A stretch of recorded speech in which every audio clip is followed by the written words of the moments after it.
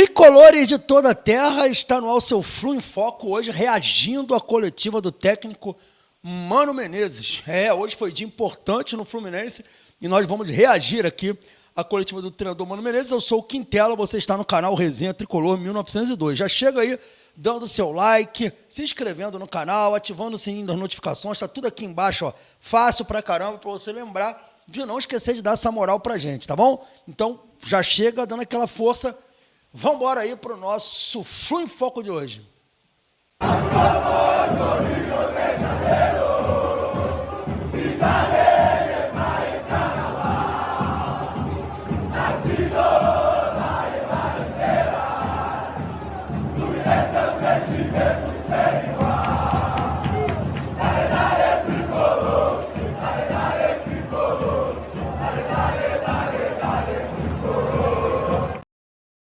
É isso aí, galera. Voltando agora em definitivo, vamos para a coletiva do técnico Mano Menezes. A gente vai reagir à coletiva do treinador do Fluminense, tá? E aí a gente vai caminho por caminho aí, parando, falando. Enfim, não vi a coletiva justamente para poder fazer esse react com vocês hoje. Então, o que vocês vão ver aí é o que eu tô vendo agora. Então, eu gosto disso. Acho que react é isso. React não é eu ver a parada antes e depois fazer o react montado. Podem esperar de mim, eu nunca farei um react desse jeito. Até vi algumas partes da coletiva cortadas aí pelas redes sociais, mas não vi a coletiva inteira, estou vendo agora e vou ver com os meus amigos. Vamos embora. Nosso novo comandante do futebol. Valeu, Joãozinho. Boa tarde a todos. Cícero Melo, da ESPN, canais Disney.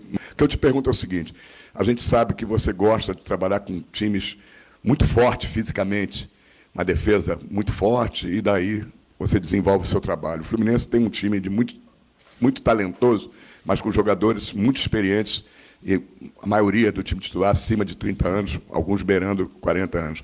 Como que você vai fazer para equilibrar esse time e, dentro desse perfil, você reencontra o Renato Augusto, que trabalhou contigo no Corinthians, acabou não ficando no Corinthians. Você pode até esclarecer, muitos dizem que você pediu para ele não renovarem o contrato, que para a função dele você precisava de um jogador mais novo, com mais mobilidade. Como foi esse reencontro com o Renato Augusto e o que você está projetando para esse time em termos de equilibrar os veteranos com o Fluminense tem uma safra boa sempre vindo da base, né? Sucesso. Obrigado. Bom, sobre outras equipes não vou comentar, porque não acho nem inteligente, nem ético fazer qualquer tipo de comentário. Decisões se tomam, são tomadas geralmente por departamentos de futebol todo, não são tomadas por técnicos, são tomadas por departamento de futebol, pelo menos nos clubes organizados. E o futebol é momento, é situação específica em cada lugar, né? Acho o elenco do Fluminense muito qualificado, tecnicamente. Muitos jogadores vencedores, muitos jogadores experientes. E o valor desses jogadores nesse momento de dificuldade extrema é muito grande.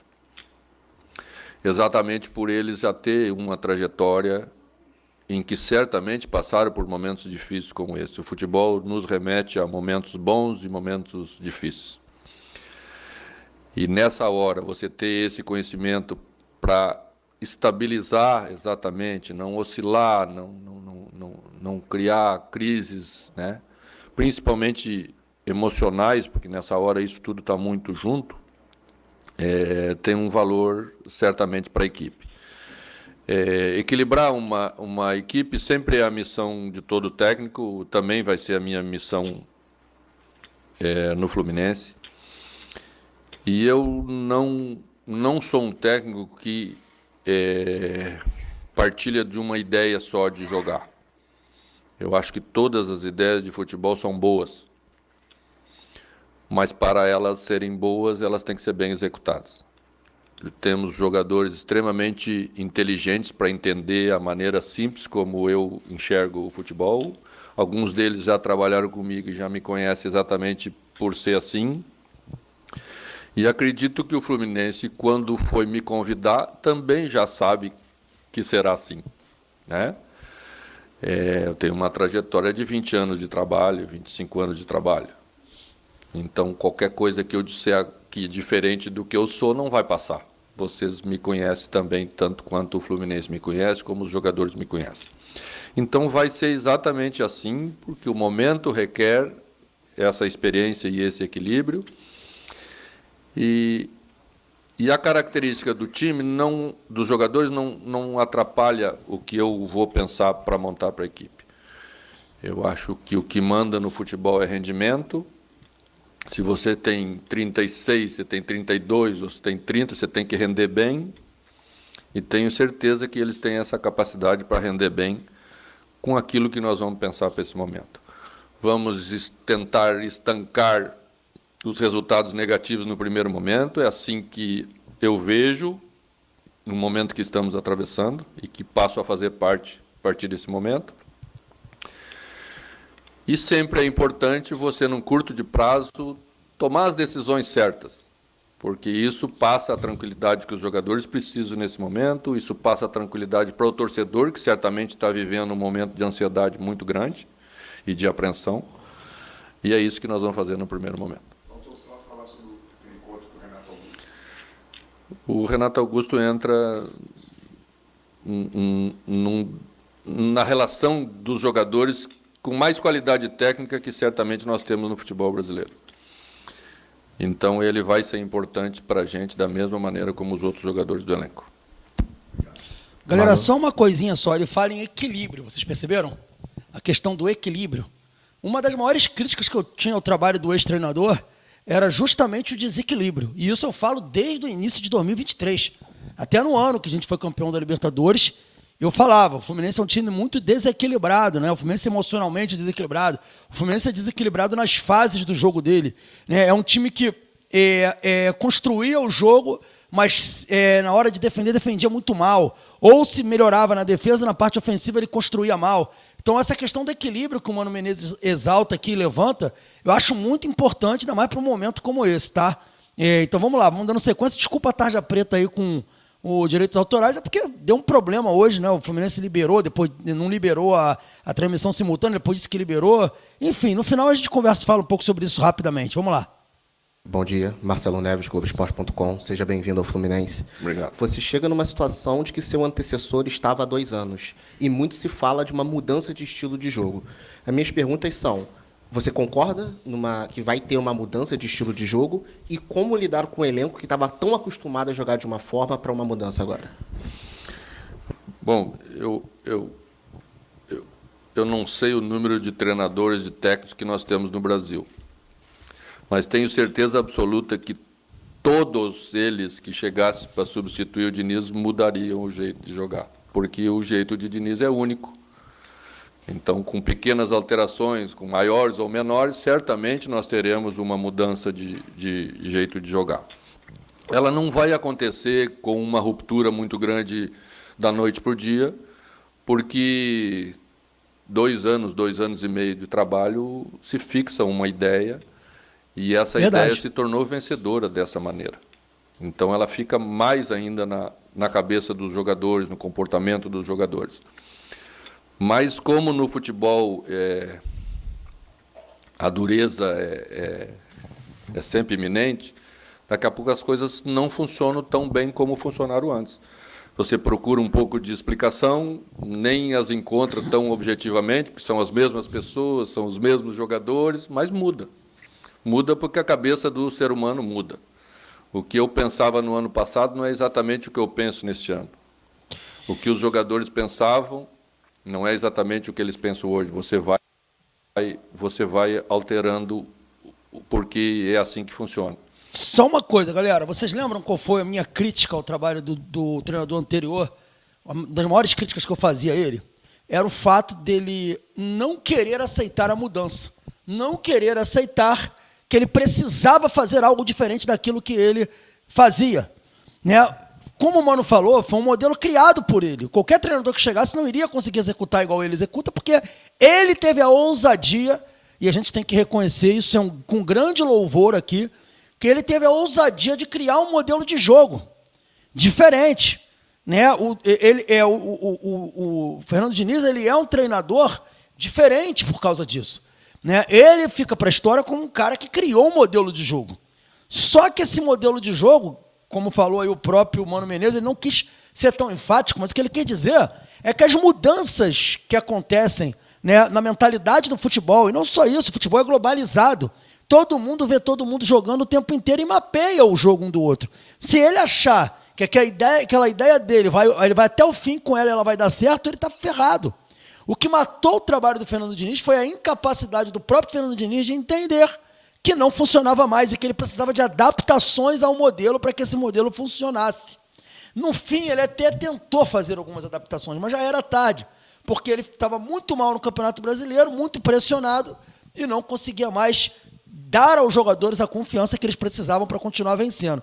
Então, essa fala do Mano é muito, muito interessante, vai muito em contra aquilo que eu falei, cara, que é aquela questão de você precisar entender que o ser humano está em mutação e que a gente precisa mudar para poder se adaptar à realidade do futebol. Vamos lá, vamos ver o que o Mano falou mais aí. Então, os comportamentos também mudam a partir de pensamentos diferentes.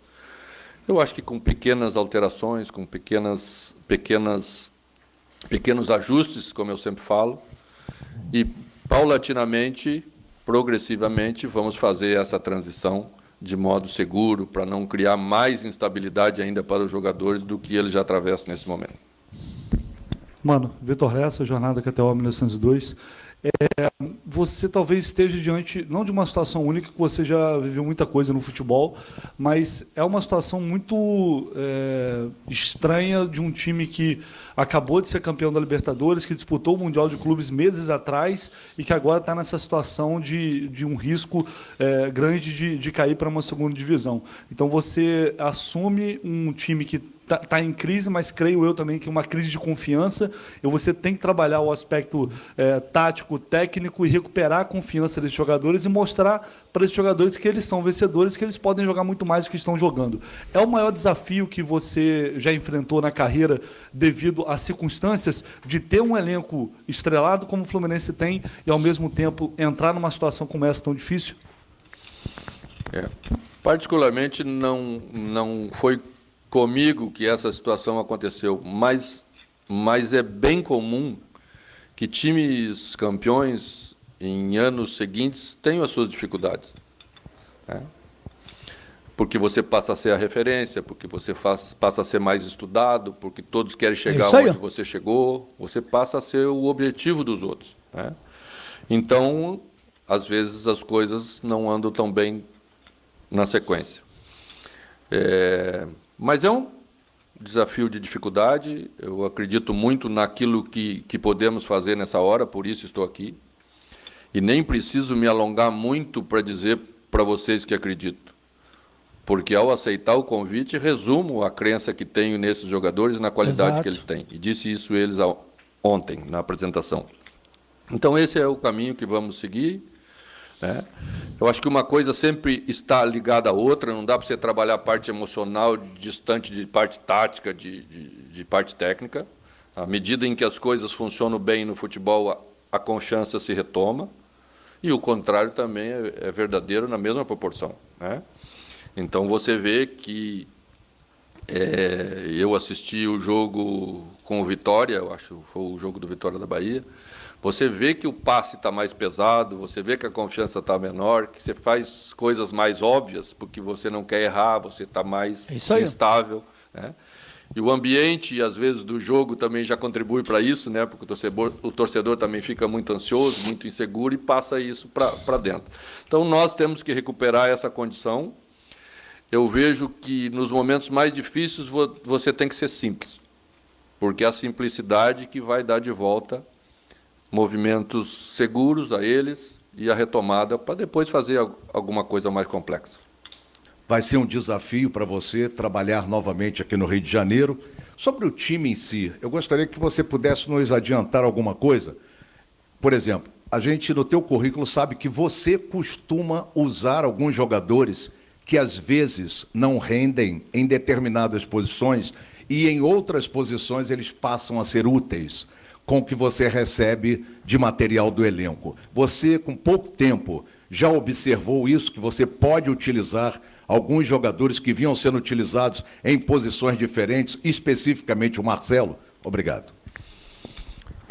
Bom, não pensei ainda sobre o Marcelo, porque Marcelo está fora, vai ficar um tempo fora, né?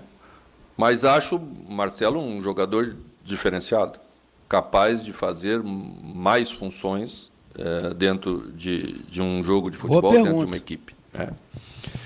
E penso que o treinador tem que fazer exatamente isso, tirar o melhor de cada um, em seus momentos diferentes, nos lugares que eles podem agregar. E é isso que nós vamos fazer, tornar a equipe mais forte possível, com o elenco que a gente tem, né?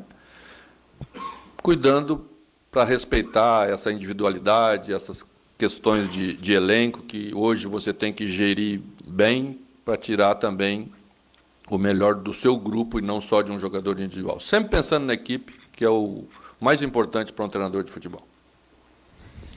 Olá. Só uma coisa aqui, galera. Ele fala que ele quer tirar do Marcelo o que ele tem melhor para entregar. Eu achei essa frase muito interessante. Sugere aí que o Mano vai utilizar o Marcelo em outras posições, hein? Sugere isso. Para mim parece bem claro que ele vai utilizar o Marcelo em outras posições, porque quando ele diz explorar o que ele tem de melhor, né, a qualidade que ele tem de melhor, né, o fato de ser um jogador versátil, né, que pode atuar em outras posições entregando o que ele tem de melhor, enfim, eu senti aí uma deixa aí de que o Marcelo, finalmente, como eu pedi, pode ser que jogue da segunda linha para frente. Eu venho pedindo isso há muito tempo. Acho que o Marcelo, como lateral esquerdo, assim, ele nunca foi nem no Real Madrid. E só que o nosso ex-treinador queria que ele fizesse isso, marcasse e saísse para jogar. Sendo que a maior deficiência do cara é justamente marcar. E aí você pega a maior deficiência do cara e coloca ele no fim de carreira, exercer o que ele nunca exerceu. Então, assim, gostei. Vamos ver o que o Mano falou mais aí. Olá, Mano, tudo bem? Fabiana Santoro aqui, da FERJ. A gente sabe que o Diniz ele tinha um estilo de jogo muito característico. Eu gostaria de saber se você pretende manter alguma coisa do estilo de Diniz e também a sua principal prioridade agora na mudança do time. Boa pergunta. Bom, Só pergunta boa. A principal prioridade na mudança do time é fazer resultado. Isso aí. Porque penso que o resultado é parte importante de qualquer trabalho. Ele acelera a transformação de uma equipe ou ele atrasa. Se os resultados positivos aparecem logo, você vai se sentindo mais seguro, os jogadores vão se sentindo mais seguros, você vai fazendo essa travessia com mais confiança. Tem muita coisa boa daquilo que o Fluminense sempre fez com o Diniz, que a gente vai manter, né? Talvez seja o time que mais tenha tranquilidade para tocar a bola no país, em situações apertadas, em pouco espaço. Isso tem um valor bastante grande, porque cada vez mais estamos jogando em menos espaço. Verdade. Campo, né? Então vamos aproveitar certamente isso. Talvez não vamos trazer tantos jogadores para a faixa da construção da jogada, como o Diniz fazia, que trazia 6 jogadores muito próximos. 8 às vezes. Vamos trazer um pouquinho menos, para ficar com uma chegada um pouquinho mais à frente. Cara, para tudo.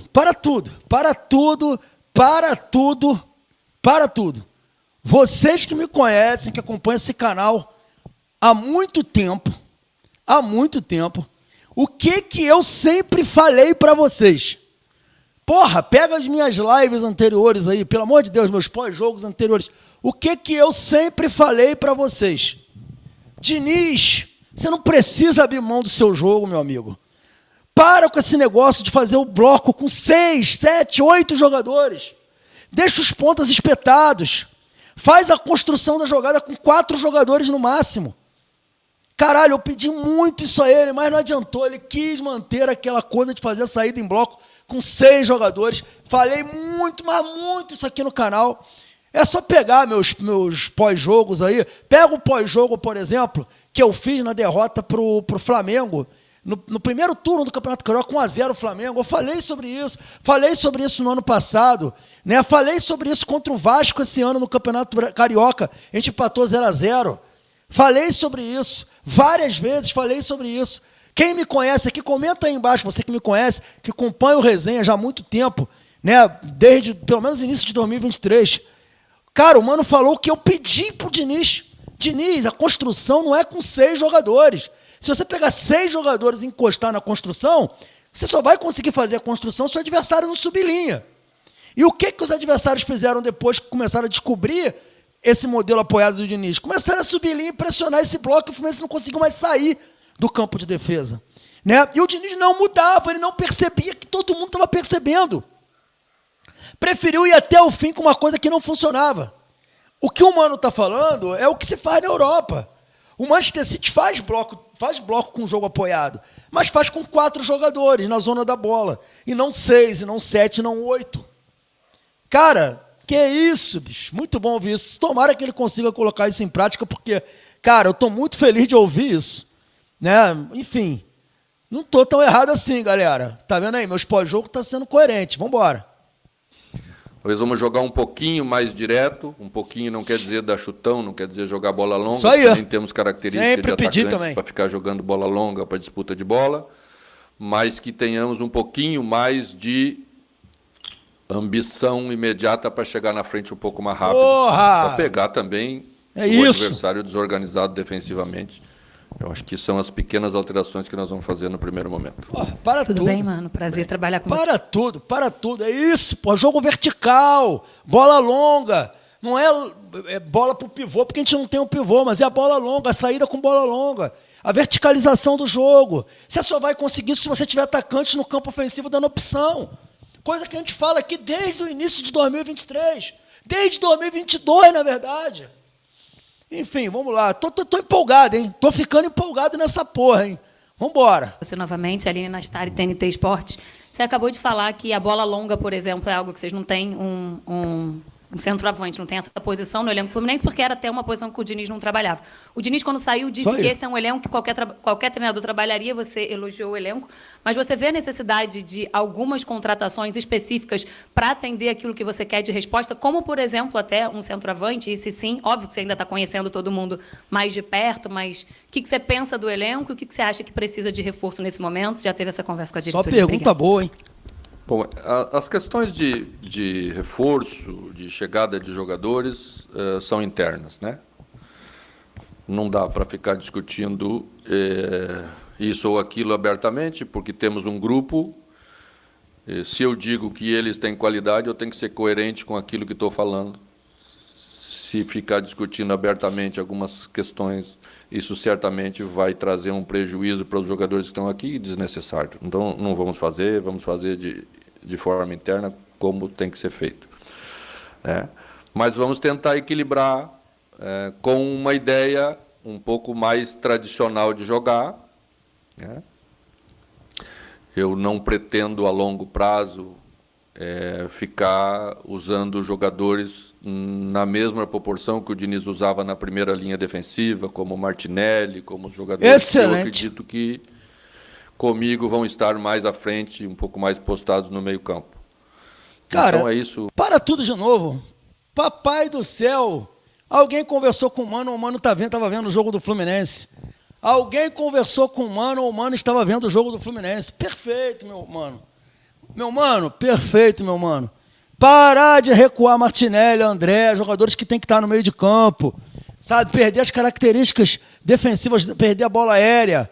Porra, é isso aí, cara. Tô gostando pra caralho disso. Vambora. Basicamente, que nós vamos fazer, sempre dentro de uma ideia, para que as coisas sejam mais duradouras. Boa tarde, mano. Bem-vindo ao Fluminense. Caio Pereira, Jornal Globo. Você teve 2 dias de trabalho, né? Deu um treino na terça, deu um treino hoje de manhã, mas ontem você teve uma conversa com os funcionários, com o elenco. Eu queria saber qual foi o primeiro recado que você deu, tanto para os funcionários quanto para o elenco, e um recado para a torcida, que, como você bem mesmo disse, está bem ansiosa, está nessa situação do Fluminense na zona de rebaixamento, que já comprou mais de 25 mil ingressos para o jogo de quinta-feira. O recado é objetivo. O recado é trabalhar para sair dessa situação, mostrar alguns caminhos. Eu não respondi à pergunta anterior sobre pequenas transformações, tu acaba de repetir. Acho que objetivamente, num curto espaço de tempo, com 2 treinamentos, você estabelece áreas do campo em que você vai fazer o jogo ser jogado. Você procura tirar um pouco da daquilo que você pensa que seu adversário vai fazer, que são as suas principais virtudes. Mostramos isso aos jogadores, vamos trabalhar um pouco em cima disso. Vamos reforçar as nossas coisas boas, que é o que dá para fazer num curto espaço de tempo. E é o que a gente fez nesses 2 treinamentos. Trabalhou um pouco de bola parada defensiva, um pouco de bola parada ofensiva. Fiz isso hoje de manhã. Fiz construção de jogada, partindo de trás. Fiz marcação um pouquinho mais alta, na frente, na saída de bola. E fui passando especificamente aquilo que eu quero que a equipe faça em termos de função. Eu acho que isso é o mais importante de tudo, o jogador Verdade. entender a função que ele está desempenhando naquele momento. Trabalhamos um pouquinho de linha defensiva, porque o Fluminense tinha uma característica um pouco diferente, a gente já falou sobre isso, de jogar, então estava fazendo uma recomposição mais, trabalhamos um pouco de pressão sobre a bola, porque acredito que precisamos intimidar um pouquinho mais o adversário num primeiro momento, não dar tanta liberdade, para não ter que voltar tanto ao nosso campo, para recuperar a bola Perfeito. muito atrás. Cara, Aí fica- só uma pequena coisa aí. Muito interessante essa resposta que ele está dando aqui. É uma resposta técnica e tática, tá, gente? Quando ele fala o pouco tempo que ele teve para trabalhar, ele falou das bolas paradas. Bolas paradas tem sido um... Deixa eu voltar até um pouquinho aqui, para não perder o fio da meada aqui. Bola parada tem sido o nosso principal problema. O Fluminense tomou 70, quase 69% dos seus gols de bola aérea. 69% dos gols de bola aérea. Além disso, ou seja, bolas paradas, né, no geral aí. Além disso, o Fluminense é um time que marca muito baixo.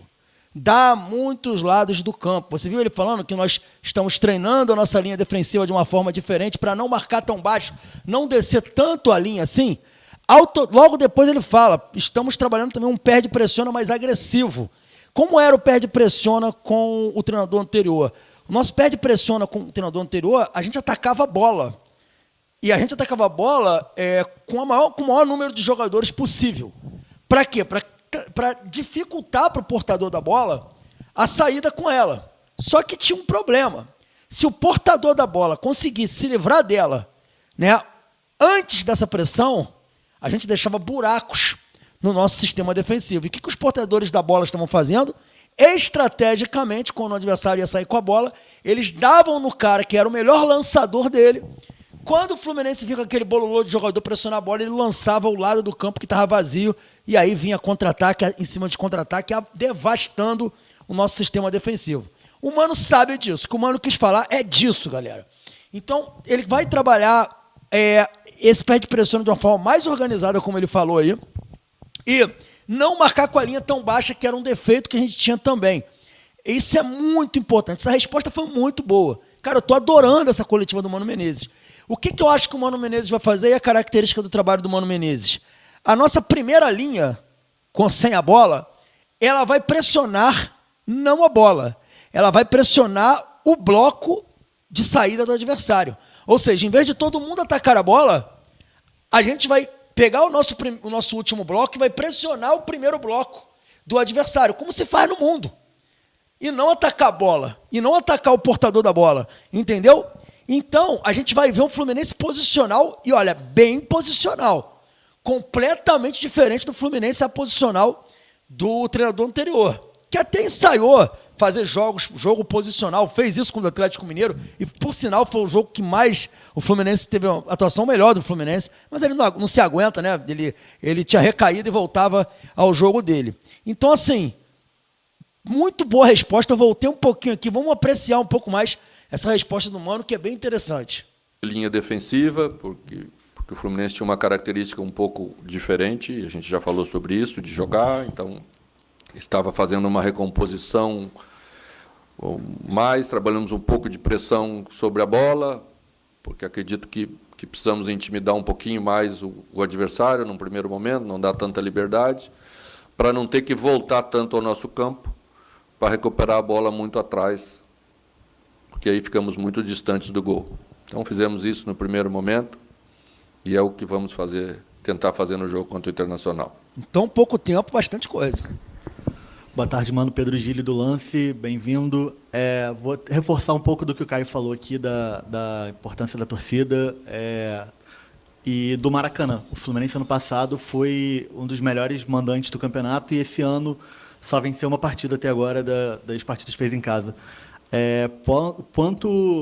Quanto vai ser importante a retomada da confiança junto com a torcida? A gente tem exemplos de quando o Fluminense precisou, a torcida chegou junto e apoiou muito, em 2009, por exemplo, nos momentos mais difíceis. Aí queria que você falasse um pouquinho dessa simbiose que o time e a torcida tem que ter e o Maracanã também, o quanto vai ser importante para você nesse trabalho. O futebol brasileiro como um todo é muito mandante, né? A nossa tradição, o fator local influencia muito a campanha de um time no Campeonato Brasileiro. Por que isso? Porque você se sente mais à vontade, mais confiante diante do seu torcedor, né? Nos momentos difíceis, o que perde um pouco é essa confiança que o torcedor vê na equipe. Ela cai um pouco, não tem jeito, a gente sabe que é assim. Mas não tem decreto nisso. Não basta eu chegar aqui como novo técnico e decretar que agora nós queremos o apoio incondicional. O torcedor ele vai fazer a parte dele, mas nós temos que entregar a nossa. E a nossa Perfeito. é mostrar para ele que nós vamos encontrando aos poucos o caminho de retomada. Aí ele vai sentir que realmente as coisas vão andar. E, de novo, ele vai estar mais confiante juntamente conosco e vai fazer a diferença juntamente com a equipe lá dentro, para, de novo, se tornar um mandante forte, como tem que ser. Galera, uma coisa, futebol, antes de tudo, ele é entretenimento. O cara quer ir para o estádio para ser feliz. Ele não quer ir para o estádio para ver um jogo merda e sofrer. Tá? A maioria das pessoas são assim. Eu não sou assim. Eu, por exemplo, esse ano, como já falei para vocês, eu não queria voltar ao estádio esse ano. Eu queria ter um ano mais de me dedicar ao canal e minha família. Mas a situação que o Fluminense se encontra me obrigou a estar lá para apoiar. Porque eu sou desse jeito, mas eu não posso exigir que as pessoas, todo mundo seja desse jeito. A maioria das pessoas, elas querem ir a um estádio de futebol para ver um espetáculo, para ver um bom jogo, para torcer pelo seu time, o seu time entregar para ela. Quando o time não entrega, é natural que as pessoas abandonem. Então a gente tem que entender o lado das pessoas também. O Mano foi muito feliz nessa resposta. Bom dia, boa tarde, Maicon Ribas, canal Flumais e Resenha de Primeira. Seja muito bem-vindo ao Fluminense, que seu trabalho seja de muito sucesso. Gostaria que você falasse um pouco mais sobre a base do clube. O Fluminense, em inúmeras situações, até boas e ruins, sempre a base ajudou e contribuiu bastante. Gostaria que você falasse muito sobre a base do Fluminense, como é que você pensa em utilizá-la. E aproveitando aqui a pergunta, gostaria que você destacasse também qual ponto você pode ter mais dificuldade nessa tua adaptação, a tua volta aqui para o futebol carioca. Dificuldade é fazer resultado por onde a gente passa em qualquer lugar, porque o futebol brasileiro é muito competitivo, né? Esse é um belo exemplo de quanto ele é competitivo. Você é campeão num ano e depois no outro ano você está trabalhando numa outra realidade completamente diferente. E isso não é uma característica única nossa nesse momento. Muitas equipes passaram por situação como essa. Eu geralmente, por onde passei, aproveitei jogadores da base. Talvez o Fluminense e o Santos sejam os dois clubes que mais utilizam jogadores vindo de suas categorias de base no time principal, por tradição, né? Aqui ainda estamos num primeiro momento, temos algumas prioridades para tratar, né? Então, tão logo fizermos isso, vamos trabalhar com todos os jogadores. Já temos um número bastante grande de jogadores jovens no elenco também, jogadores que chegaram, jogadores que vieram hoje, até do Sub-17, já temos jogadores aqui.